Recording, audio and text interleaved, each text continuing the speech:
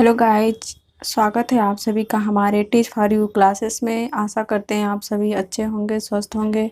तो आज हम लोग टीटीयू गोरखपुर विश्वविद्यालय second semester BEd first year second semester का एमसीक्यू करने वाले हैं, जिसमें हम लोग पढ़ रहे हैं कि शिक्षण एवं अधिगम का आकलन। तो आइए हम लोग आज पार्ट नंबर 2 देखने वाले हैं। हम लोग अपने टॉपिक की तरफ बढ़ते हैं। 25 नंबर क्वेश्चन है, मूल्यांकन का क्षेत्र होता है सीमित, संकुचित, व्यापक, इनमें से कोई नहीं। तो हमने कल बताया था आप लोगों को कि व्यापक मूल्यांकन जो होता है वह व्यापक होता है। तो आप लोग कमेंट बॉक्स में इसका आंसर करें। चलते हैं अगले क्वेश्चन पे। अगला क्वेश्चन है, छात्रों द्वारा शिक्षकों का मूल्यांकन आरंभ हुआ संयुक्त राज्य अमेरिका में, ऑस्ट्रेलिया में, भारत में या इंग्लैंड में। तो राइट आंसर हो जाएगा संयुक्त राज्य अमेरिका में। अगला क्वेश्चन है, लर्निंग ईबी क्या है? पुस्तक, नीति, पत्रिका एवं प्रतिवेदन। तो राइट आंसर हो जाएगा कि प्रतिवेदन। अगला क्वेश्चन है, जॉन डेवी का कथन है, विद्यालय एक विशेष वातावरण है, विद्यालय एक साधारण वातावरण है, विद्यालय एक अनौपचारिक वातावरण है या विद्यालय एक तकनीकी वातावरण। तो जॉन डेवी का कथन है कि विद्यालय एक विशेष वातावरण है, विशेष वातावरण। अगला क्वेश्चन है, अधिगम का शिक्षा में योगदान है। अधिगम अर्थात लर्निंग अर्थात सीखना। तो शिक्षा में इसका क्या योगदान है? व्यवहार में परिवर्तन, समायोजन में परिवर्तन, नवीन अनुभव प्राप्त करने में या उपयुक्त सभी। तो अधिगम का योगदान होता है, वह होता है कि बालक का व्यवहार में परिवर्तन। जिस प्रकार एक बालक जब जलती हुई मोमबत्ती को छूता है और उसके हाथ जब जलते हैं तो वह पुनः उस मोमबत्ती को नहीं छूता है। क्योंकि उसको यह ज्ञात हो गया कि जब भी मोमबत्ती छुएंगे तो हमारे हाथ जल जाएंगे। अर्थात उसने अपने व्यवहार में परिवर्तन कर लिया और यही परिवर्तन अधिगम का अर्थात व्यवहार का परिवर्तन कहलाता है। इसे ही हम अधिगम कहते हैं, अर्थात सीखना कहते हैं। अब कोई ज़रूरी नहीं कि मोमबत्ती ही हो, कोई भी विषय हो सकता है।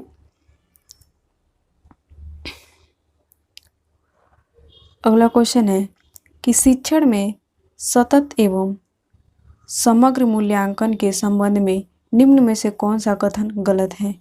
तो यह रचनात्मक मूल्यांकन है, संकलात्मक मूल्यांकन है, वर्ष में एक बार ही होती है, यह वर्ष पर्यंत चलता रहता है। तो शिक्षण में सतत एवं समग्र मूल्यांकन के संबंध में कौन सा कथन गलत है? यहाँ पे गलत पूछ रहा है, तो यहाँ पे राइट आंसर हो जाएगा कि यह रचनात्मक मूल्यांकन है। अगला क्वेश्चन है, मूल्यांकन की प्रकृति है परिणात्मक, गुणात्मक, दोनों या इनमें से कोई नहीं। तो राइट आंसर हो जाएगा मूल्यांकन परिणात्मक एवं गुणात्मक दोनों होता है। अगला क्वेश्चन है, निर्देशन सेवाओं को सक्रिय व रोचक बनाने हेतु स्कूल में स्थापना की जानी चाहिए। शैक्षिक व्यावसायिक कक्ष, सामूहिक निर्देशन कक्ष, कैरियर कॉर्नर कक्ष, उपयुक्त में से कोई नहीं। तो 32 का आंसर हो जाएगा कैरियर कॉर्नर। अगला क्वेश्चन देखते हैं, कक्षा में संपन्न निर्देशन है व्यक्तिगत निर्देशन, सामूहिक निर्देशन, व्यावसायिक परामर्श या परामर्श सेवा। तो राइट आंसर हो जाएगा कि जब भी बात यहाँ पे कक्षा में संपन्नता की बात कर रहा है तो सामूहिक हो जाएगा। जब हम किसी भी बच्चे को, सभी को एक समूह में लेकर चलेंगे तो वहाँ पे एक संपन्नता विकसित होगी। अगला क्वेश्चन होगा, निम्न में से कौन मुक्त अंत वाला प्रश्न है? व्याख्या कीजिए कि भोजन की आवश्यकता सभी पादपों एवं जीवों को होती है। सभी जीवों को जीवित रहने के लिए भोजन क्यों आवश्यक है? मान लीजिए कि पादप अपना पोषण स्वयं करते हैं, तो क्या यह स्वपोषी कहलाते हैं? तो कथनों में से कोई नहीं। तो क्वेश्चन क्या कर रहा है कि निम्न में से कौन सा मुक्त अंत वाला प्रश्न है? तो 34 का आंसर हो जाएगा ब। सभी जीवों को जीवित रहने के लिए भोजन क्यों आवश्यक है? यह क्यों जो है यह एक मुक्त अंत वाला क्वेश्चन है, प्रश्न है। अगला क्वेश्चन देखते हैं, सतत एवं व्यापक मूल्यांकन का अर्थ है। तो अध्यापकों का विद्यालय आधारित मूल्यांकन जिसमें बालक विकास की सभी पहलू शामिल हो। शिक्षार्थियों का विद्यालय आधारित मूल्यांकन या विद्यालय आधारित मूल्यांकन जिसमें अध्यापक और बालक के विकास की सभी पहलू शामिल हो।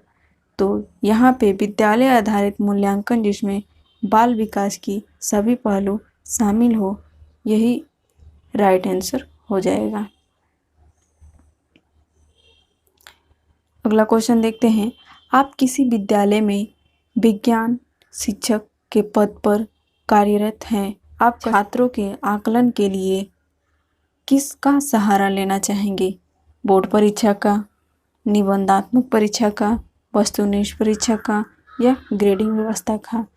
तो राइट आंसर हो जाएगा कि ग्रेडिंग व्यवस्था का। पे बोर्ड की तो परीक्षा की कोई बात ही नहीं हो रही है, क्योंकि आप कक्षा में हैं तो बोर्ड होगा ही नहीं। वस्तुनिष्ठ कोई एमसीक्यू क्वेश्चन तो आप करा नहीं रहे हैं, आप प्रैक्टिकल, जो कि साइंस प्रैक्टिकल रूप का होता है, तो वस्तुनिष्ठ का तो क्वेश्चन कोई, तो ये भी राइट। निबंध की बात हो ही नहीं रही है, तो इसलिए यहाँ पे निबंधात्मक भी नहीं होगा। तो राइट आंसर हो जाएगा कि ग्रेड व्यवस्था।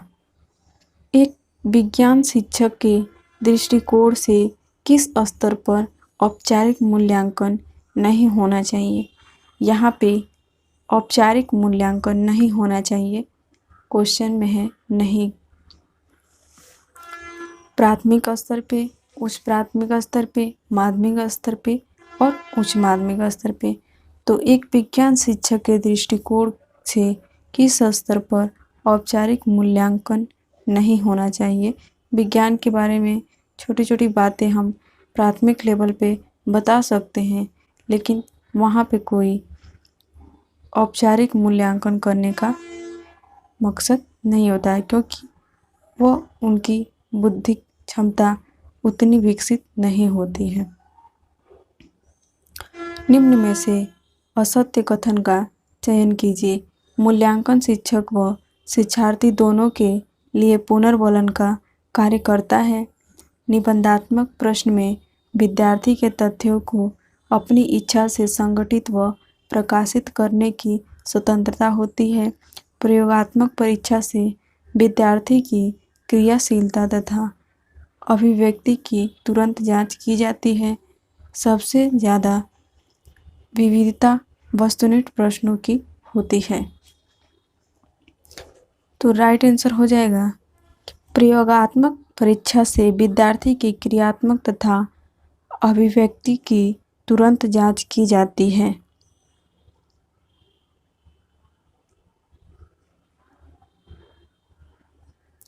अगला क्वेश्चन है, सतत एवं व्यापक मूल्यांकन के अंतर्गत वाक्यांश व्यापक मूल्यांकन इंगित करता है।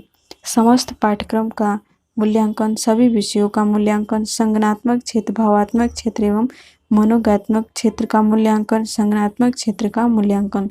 तो 40 नंबर का यहाँ पे हो जाएगा संज्ञानात्मक, भावनात्मक क्षेत्र एवं मनोज्ञात्मक क्षेत्र, अर्थात सभी प्रकार के मूल्यांकन सतत मूल्यांकन कहलाते हैं। अगला क्वेश्चन है,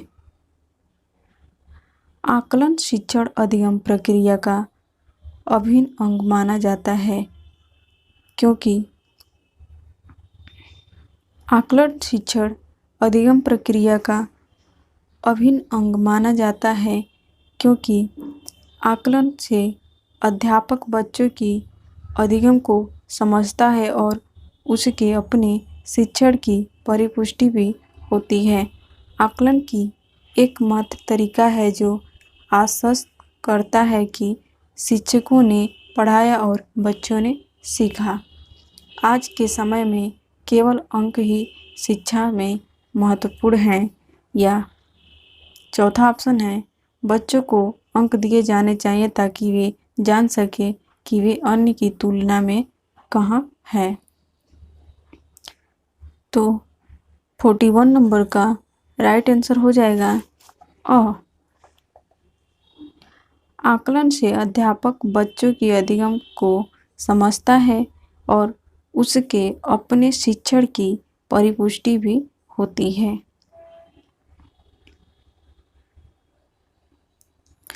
अगला क्वेश्चन है, मूल्यांकन में किन किन बातों को ध्यान रखना चाहिए। तो मैंने बताया है कि मूल्यांकन व्यापक होता है, तो बच्चे के व्यक्तित्व, कौशल, सूचियों, अभिवृद्धि एवं अभिप्रेरणा का विकास, बच्चे के ज्ञान, आचरण व प्रगति में होने वाले परिवर्तन, या अधिगम का दैनिक जीवन में उपयोग व व्यवहार में परिवर्तन, या उपर्युक्त सभी। तो 42 नंबर क्वेश्चन हो जाएगा उपर्युक्त सभी। अगला क्वेश्चन है, माध्यमिक स्तर पर मूल्यांकन के संदर्भ में निम्न में से कौन सा कथन असत्य है। इस स्तर पर छात्र की मात्रात्मक और गुणात्मक क्षमता की जांच की जाती है। सहपाठी चर्चात्मक कार्यकलापों में भागीदारी व प्रदर्शन का भी आकलन होना चाहिए।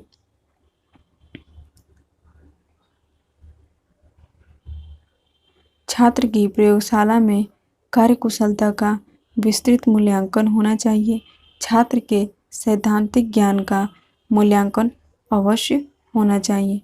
तो राइट आंसर हो जाएगा कि छात्र की प्रयोगशाला में कार्यकुशलता का विस्तृत मूल्यांकन होना चाहिए। अगला क्वेश्चन है, मूल्यांकन के उपकरण हैं। जब भी हम मूल्यांकन करते हैं तो किस किस विधि से हम मूल्यांकन कर सकते हैं, इसके बारे में देखते हैं। मूल्यांकन के उपकरण हैं मौखिक प्रश्न पूछना, साक्षात्कार, प्रयोगात्मक परीक्षा एवं उपर्युक्त सभी।